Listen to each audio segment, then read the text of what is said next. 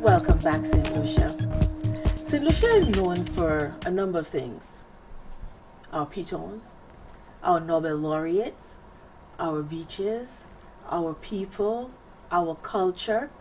But did you know, St. Lucia, that we're also home to 1,000 blind people? Or did you know that we're also home to 5,000 visually impaired people? Now, those numbers may be a shocker to you, and I tease myself and say I'm one of those 5,000. But later on in the show, we'll find out that really 5,000 visually impaired people out of 170,000 people is just the tip of the iceberg. The St. Lucia Blind Welfare Association came about in an effort to assist those who are blind and visually impaired. The Blind Welfare Association of St. Lucia was established in 1972 with the help from the Caribbean Council for the Blind. It is a non-governmental organization mandated by the Parliament of St. Lucia to coordinate the education, rehabilitation, eye health, and general welfare of the blind and visually impaired. Anthony Averill, the executive director of the association, has been at the helm for almost as long as I've been alive, maybe even longer. And, well, any of us who live in St. Lucia would know that he is blind, and he'll tell us a little bit about how he lost his eyesight. Was he born blind? Did he lose it at a young age, or, as a teenager? He'll tell us about that. But for me, every time I think of the St. Lucia Blind Welfare Association, I associate it with Mr. Averill. And tonight, he's my special guest. Welcome, Mr. Averill. Pleasure. Tell us about I know this month is is it Blindness Awareness Month, and we'll get a little bit into that a little later on. But I'm curious to know about Mr. Averill. I mean, we've heard so much from you about blindness and the St. Lucia Blind Welfare Association, but I don't think I've ever heard much about the man behind the association. So first, tell us a little bit about you. How come you are the executive director of the St. Lucia Blind Welfare Association, and a little personal background. Were you born blind? Well, no. Apparently, I was not born blind. I was told that I lost my sight somewhere between 1 and 2 years old.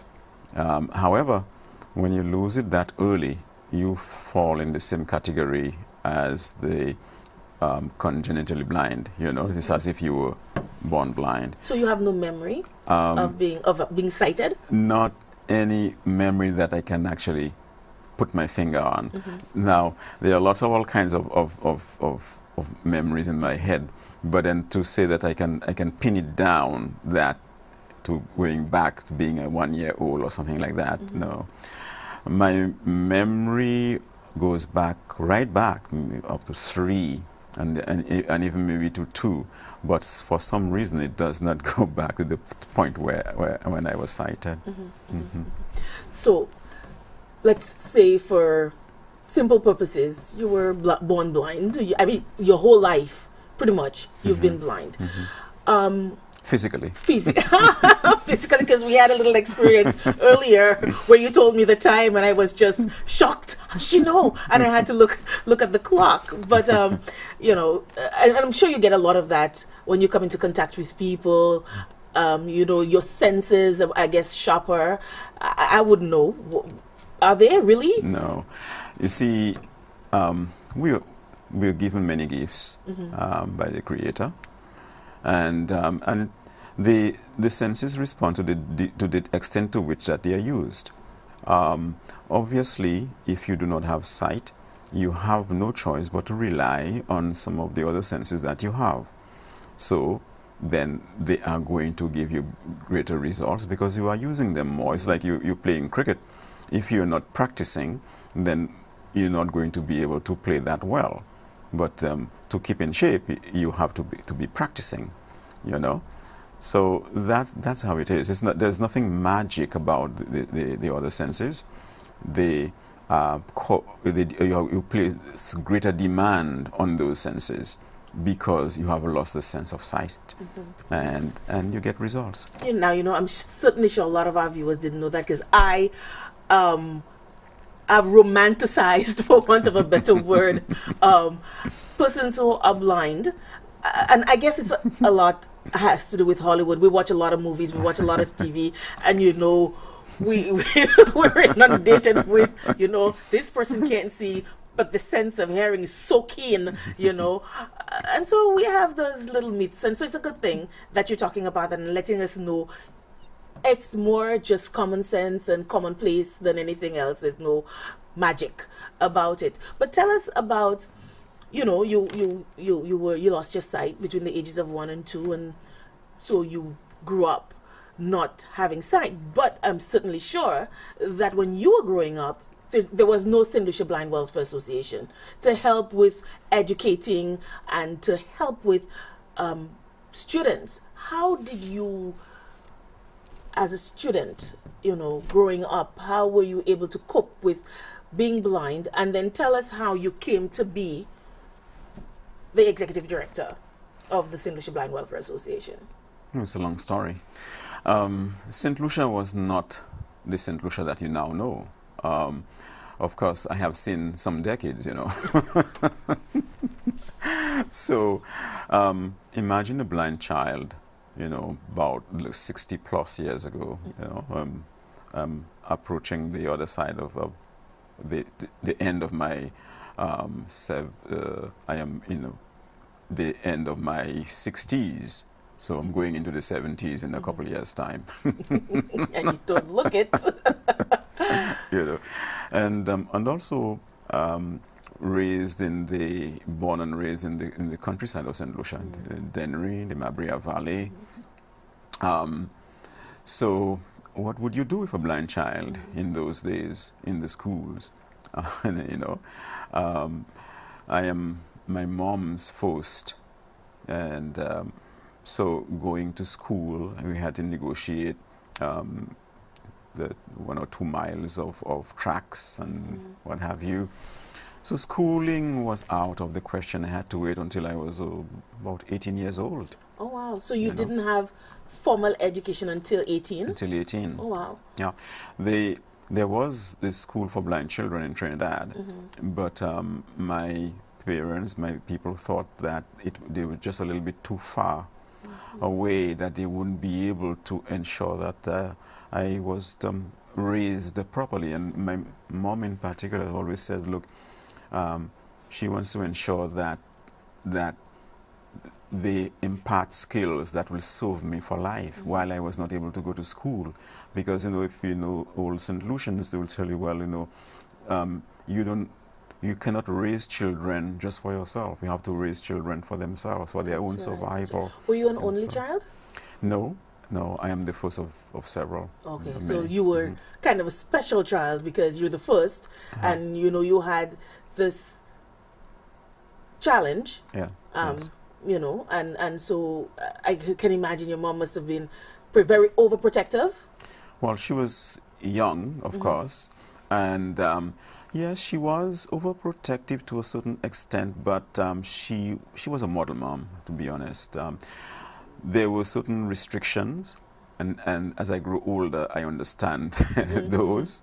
When you are a child, you always see things differently, I was not allowed to get away with things because of my blindness. I was the first, I was the eldest, and I had to play that role as the elder child. So I was not allowed to get away with it just because I am blind. I can't do this and I can't do that. Yeah. And most people, I'm certainly sure, would think that would be a get out of jail free card. I tell you, and in my family, they did follow the Bible prescription: spare the rod and spoil the child. So I had a taste of that rod, and now I say thank you for that. Okay, so I had very interesting boy days in spite of my blindness. I always had this curiosity to learn, as most normal blind children would, wanting to discover the world, and I was encouraged. Yes, my formal education started at 18, but that does not mean that I was not being educated. I was being given life skills, not necessarily book knowledge and in terms of writing skills and so on, because I did not have the technology, you know. So, so that worked well. In fact, at 18, this is around the time that they started the School and Workshop for the Blind in St. Lucia. The Royal Commonwealth Society for the Blind teamed up with the, well, in fact, they approached the, it was called the Ministry of Social the Social Welfare Ministry at that time. And they agreed to start a training service for blind, vision impaired people in St. Lucia. That was being pushed right through the Caribbean. And I happened to have been one of the lucky ones to be among the first group of young people, because I was already 18. And so we just take it from there. Later, I had an opportunity and went elsewhere for education in North America, and then came back and took that responsibility at trying to give back to the nation from 1981. Nice. So how was it when you leave St. Lucia? You're blind. St. Lucia is small and underdeveloped or undeveloped at that point, and then you go to the big US of A. How was that? I know you said that your mom had imparted life skills to you, but even as a sighted person, the first time I left home on my own, it was a little nerve-wracking and a little shock and awe, you know, for me. But how was that for you? Culture shock. Yeah, you know, big time. Right. Yeah, it was Canada, and no, that was. Should I use this term, a big eye opener? And you know, I came earlier to say, you know, for somebody who's not sighted, you see a lot of things. Yeah, I suppose you can use the term an eye opener. Well, of course, you remember I made reference to being physically blind. Right, physically, right, yeah, yes, definitely. Right. So, yeah, going to Canada was quite an eye opener for me, and you learned a lot. You exposed to a lot, and things was very different. You know, come from St. Lucia, a lot smaller, of course. You know, and so that was good. It was education in itself. Well, one of my first shock when I first went to Canada, the person that drove me from the airport to the school was a female driver, and I had never been driven by a female taxi driver before. So there I am expecting that it would have been a male taxi driver, but I'm saying, everything is telling me that it's either this is a strange being from space, but definitely not male. Oh my. So I says, well, kind of bashfully, and I said, well, in my country, it's we have more male drivers. And she says, oh, she says, well, I'm not one, I'm a lady, but yeah, you know, whatever, and share a whole lot with me then. So that was quite the beginning, great lots beginning. Lots of experiences coming from so many backgrounds. So that's awesome. But let's fast forward, and you're back at home in St. Lucia. You've done your education. You want to give back. How did you make that transition from coming home to being at the Blind Welfare Association in 1981? How did that come about? Did you audition? Did you interview for it? Were you called upon? How did you get into that role? Well, I always had the burning desire to try to make a difference. The responsibility was given in 1981, but I was back 1976, 77, and went back up again and came back in 81. I kept in touch with what was happening at home. And so when I came back, yes, I indicate an interest. And the power that be at the time, yes, they did interview me and decided that they could take a chance. And they took a chance, and it seems that they're still taking a chance. Not so much of a chance. I think you're tested. But how far, like when you came in 1981, at this point, the association must have been about 9 years old. Yeah? No, well, yes, officially. Because there was a committee in the 60s. Sorry. And that committee was called the St. Lucia Committee for the Welfare of the Blind. So it is that committee that evolved into the St. Lucia Blind Welfare Association, which was inaugurated in 1972. Okay. So obviously the program that we have now was not what it was then. Started back in the 60s. I started with the St. Lucia School and Workshop for the Blind.